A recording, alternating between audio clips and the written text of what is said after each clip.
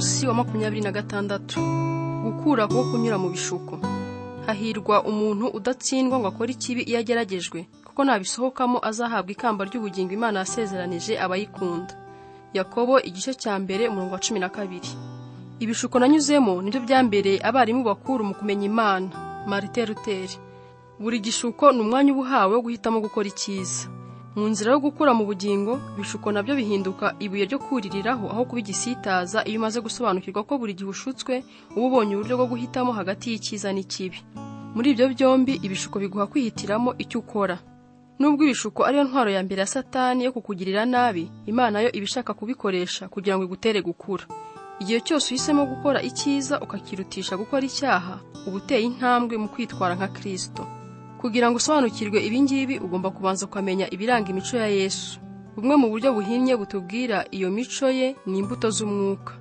Iyo umwuka wera ari we ugenga ubuzima bwacu, azatweramo imbuto zikurikira: urukundo, ibyishimo, amahoro, kwihangana, kugira neza, ingeso nziza, ubudahemuka, kugwa neza no kwirinda.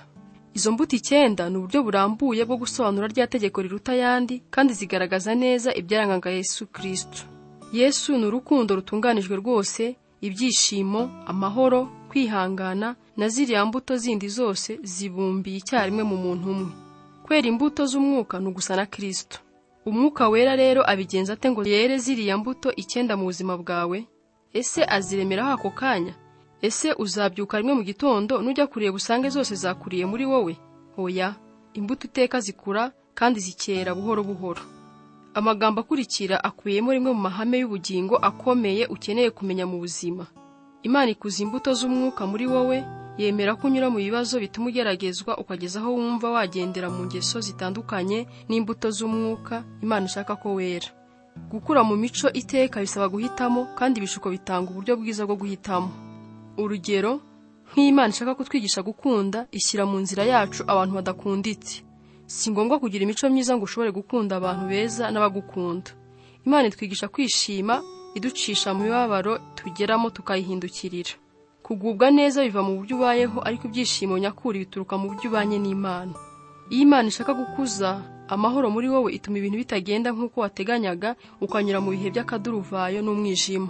Biroroshye kuba umunyamahoro iyo wicaye neza wirebera izuba rya kiberinka mu gihe cy'akagoroba, cyangwa iyo uryoshye mu biruhuko. Twiga kugira amahoro nyakuri iyo duhisemo kwizera Imana mu bibazo bidutera guhangayika cyangwa kugira ubwoba. Ni muri ubwo buryo no kwihangana biza iyo tunyuze mu bihe bidusaba gutegereza kugeza aho wumva warakara cyangwa ukavuga nabi. Imana ikoresha ibintu bihabanye na buri mbuto kugira ngo iduhe guhitamo uko twitwara. Ntushobora kwihandagaza ngo uvuge kuri mwiza iyo utari wageragezwa ngo wumve ushaka kuba mubi. Ntushobora kuvuga kuri mwiringirwa niba utarigeze unyuraho washoboraga kuba umuhemu. Ubudakemwa buzanwa no kunesha ibishuko byo kuba umuriganya. Kwicisha bugufi bigaragara iyo twanze kuba birasi. Kudacogora bizanwa no kunesha ibishuko byo gucika intege. Igihe cyose unesheje igishuko uburushijeho gusa na Yesu. Uburyo ibishuko bikora bizagufasha kumenya ko Satani ahora akora ibintu mu buryo budahinduka. Amayeri n'uburiganya yakoresheje kuva isi yaremwa nibyo n'ubagikoresha. Ibishuko byose bikurikirana mu ntera zisa. Niyo mpamvu Pawulo yavuze ngo imigambi ye turayimenyereye. Bibiliya itwereka neza ko ibishuko byose bigenda mu ntera enye, kandi uko Satani yazikoresheje kuri Adamu na Eva ni nako yazigerageje kuri Yesu.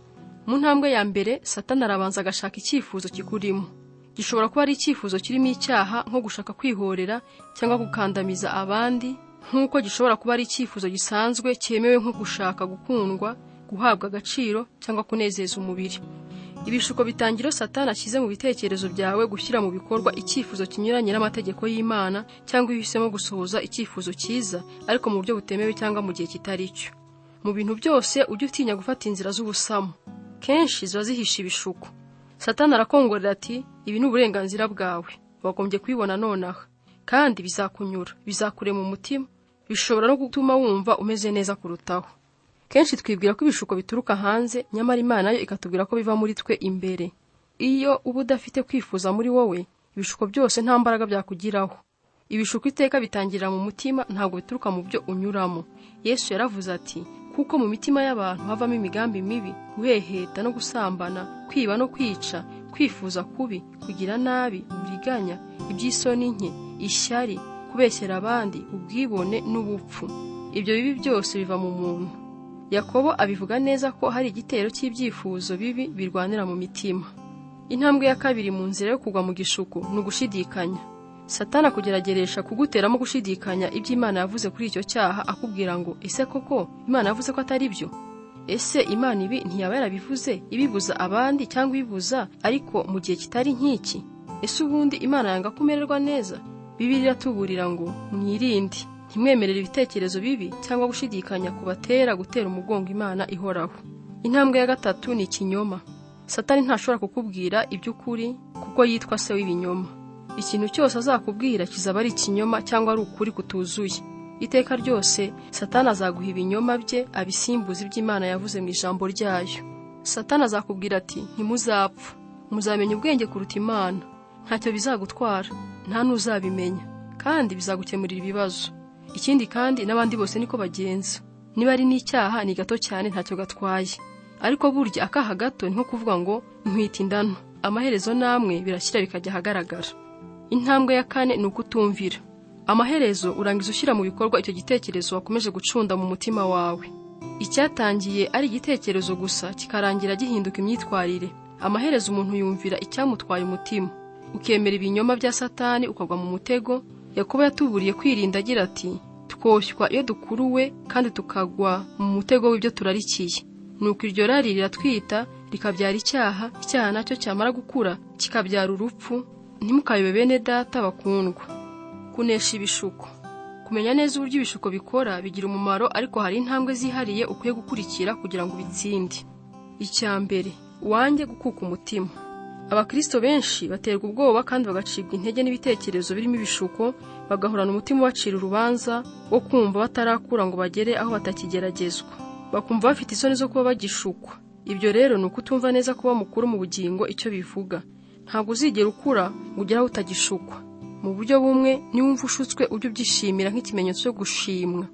Satani ntazigera yigora ajya gushuka abakora ibibi, aboshya, abo baba baramaze kuba babi. Ibishuko ni ikimenyetso cy'uko Satani akwanga, ntabwo ari ikimenyetso cy'intege nke cyangwa cy'umutima ukunda iby'isi. Kandi ni ikintu gisanzwe kikwibutsa ko uri umuntu kandi uri mu isi yaguye mu cyaha. Ntibizagutangaze ngo biguhungabanye cyangwa ngo biguce intege. Wemere ko ibishuko ari ibintu bitazabura mu buzima. Nta na rimwe uzigera ubonaho ubihungira burundu. Bibiliya iravuga ngo igihe cyose ugeragejwe ntabwo ivuga ngo waramuka ugeragejwe. Pawulo atugira inama atwibutsa ati mwibuke ko ibishuko byose muhura nabyo bidatandukanye n'iby'abandi bahura nabyo. Ntabwo ari icyaha gushukwa. Na Yesu yarashutswe ariko ntiyakora icyaha. Ibishuko bihinduka icyaha iyo wemeye gutsindwa nabyo. Martin Luther yaravuze ngo ntushobora kubuza inyoni kuguruka hejuru y'aho uri, ariko ushobora kuzibuza kukwarika ibyari mu musatsi. Ntushobora kubuza Satani kukongorera ibitekerezo bibi, ariko ushobora guhitamo kutabitindaho cyangwa kutabigenderaho. Urugero, abantu benshi ntibazi gutandukanya gukururwa n'uburanga bw'umuntu cyangwa kumva imyanya ndangagitsina yahagurutse ngo abitandukanye n'icyaha cy'ubuhehesi. Ariko ibyo uko ari bitatu ntabwo ari kimwe. Buri wese muri twe yaremwe nk'ikiremwa gifite igitsina, kandi ibyo ni byiza. Gukurwa n'uburanga bw'uwo mudahuje igitsina cyangwa kumva umwanya ndangagitsina wawe wahagurutse ni ibintu bisanzwe, birizana kandi byashyizweho n'Imana kugira ngo ushobore kunezererwa ubwiza, naho ubuhehesi buza ari uko umuntu abyihitiyemo. Ubuhehesi ni igihe uhisemo kubika mu bitekerezo byawe icyo wifuza gukoresha umubiri wawe. Ushobora gukurwa n'uburanga bw'umuntu ndetse ukagezaho umwanya ndangagitsina wawe uhagurutse, ariko ukanga gukora icyaha cyo kwifuza gusambana. Abakristo benshi cyane cyane b'abagabo bagira isoni iyo imibiri yabo ikora nk'uko bikwiriye. Iyo babonye nk'umugore mwiza bakumva abagizeho rukuruzi, bagatangira kwibwira ko baguye mu cyaha cy'ubuhehesi, bakagira isoni bakicira urubanza. Ariko kubona ko umuntu ari mwiza ntabwo ari bwo buhehesi, bihinduka ubuhehesi iyo utangiye kubitindaho kugeza aho kumwifuza. Icyo wagombye kumenya ni uko urushaho kwegera Imana niko Satani azarushaho kukugerageza. Umunsi uhinduka umwana w'Imana, Satani yashyize ikiguzi ku buzima bwawe, yifuza kukwica. Ubwo wabaye umwanzi we, nawe ahora ategura uko yakugusha. Rimwe na rimwe iyo usenga uzumva Satani akuzana igitekerezo cy'amafuti ndetse rimwe na rimwe kibi kugira ngo akurangaze cyangwa guteze isoni.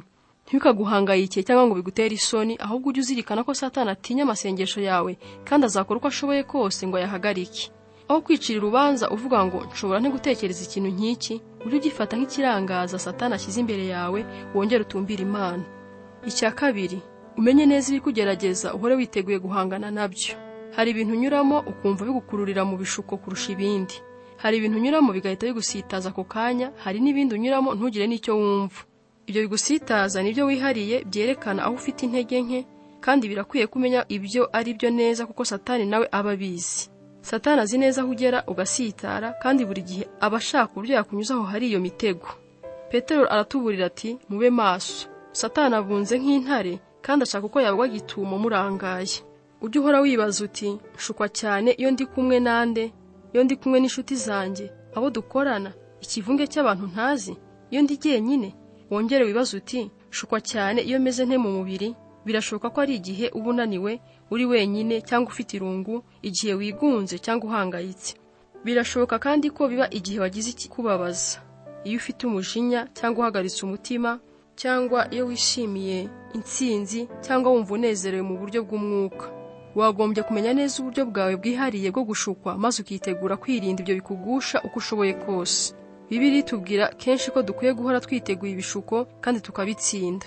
Pawulo yabivuze neza ati ntimuhe Satani urwaho. Kwitegura uburyo uzahangana n'ibishuko biguha kubinesha. Ujye ukurikira inama tugirwa n'umwanditsi w'imigani ngo utegure neza ibyo ukora byose, wirinde ikibi kandi ugende udakebakeba. Ntukure ibirenge byawe mu nzira yo gukora ibyiza. Abakiranutsi birinda inzira y'ibibi, kandi barinda ubugingo bwabo bareba neza iyo bajya. Icya gatatu, usaba Imana kugufasha. Ijuru rihora rikinguye amasaha 24 ku minsi, ushobora guhamagara ukabaza igihe cyose ushakiye. Imana yifuza ko uyisaba imbaraga zo kunesha ibishuko. Yarivugiye ngo unyambaze ku munsi w'amakuba no kuw'ibyago, nanjye nzagukiza nawe uzanyubahisha. Iri ngita isengesho ry'akagira vuba, kuko ni isengesho rigufi kandi rirasa ku ntego. Ni isengesho ry'ijambo rimwe rivuga ngo ntabara cyangwa ngo nkiza akaga. Iyo ibishuko bikomanze ku muryango, ntabwo uba ufite umwanya wo kujya mu magambo menshi uvugana n'Imana, urataka ugatabaza. Dawidi, Danieli, Petero, Pawulo n'abandi benshi cyane basenze bene iryo sengesho rinyarutse batabariza akaga bagezemo. Bibiliya twizeza ko gutabaza kwacu kumvwa, kuko Yesu azi neza ingorane zacu. Ibishuko byose ducamo nawe yabinyuzemo. Ashobora kumva neza intege nke zacu, kuko yanyuze mu bishuko byose duhura nabyo, ariko ntiyakora icyaha. N'Imana ihora yiteguye kudutabara ngo tuneshe ibishuko, nicyo gituma tutayitabaza kenshi. Tuvugishije ukuri, hari kenshi tuba tutifuza gutabarwa, ahubwo tuba dushaka gutsindwa n'ibishuko, nubwo tuba tuzi ko iyo nzira ari mbi. Bene icyo gihe tuba twibwira ko turusha Imana kumenya icyiza kuri twe icyo ari cyo. Ubundi dutinya gutabaza Imana kuko tuba tugwa mu gishuko kimwe kenshi. Ariko burya Imana yo ntirakara, ntirambirwa, ntitwinubira iyo tuyigarukaho kenshi. Bibiliya iravuga ngo nuko rero twegera intebe y'ubuntu tudatinya. Aho tuzahabonera kubabarirwa no gutabarwa mu gihe tubikeneye. Urukundo rw'Imana ntiruhinduka, kandi kwihangana kwayo guhoraho iteka ryose. Niyo byaba ngombwa ngo utabaza Imana inshuro 200 ku munsi, ushaka imbaraga zo kunesha igishuko runaka, Imana izishimira kukugirira imbabazi n'ubuntu. Ntutinye rero, uyegere ushize amanga.